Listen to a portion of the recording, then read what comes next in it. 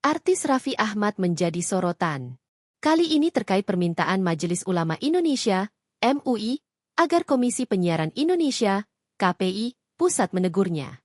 Bahkan, MUI meminta KPI segera memanggil dan menegur program siaran Ramadan yang diisi oleh Raffi Ahmad di SCTV dan Trans TV. Berdasarkan pantauan MUI, banyak pelanggaran yang ditemukan dalam tayangan program kuis gaspol, games asyik paling nampol, di SCTV dan berkahnya Ramadan di Trans TV. Selama Ramadan, MUI melakukan pemantauan siaran Ramadan setiap harinya dengan tujuan turut menguatkan suasana kondusif bulan puasa. Selain program yang patut diapresiasi, para pemantau juga telah menemukan sejumlah program yang harus dikritisi sekaligus ditegur karena melakukan sejumlah hal yang tak patut dan melanggar. Salah satu dugaan pelanggaran tersebut adalah kekerasan fisik dan verbal saat tayangan. Selain itu, Trans TV juga diminta untuk menegur artis Raffi Ahmad yang menjadi salah satu figur utama di tayangan program-program tersebut.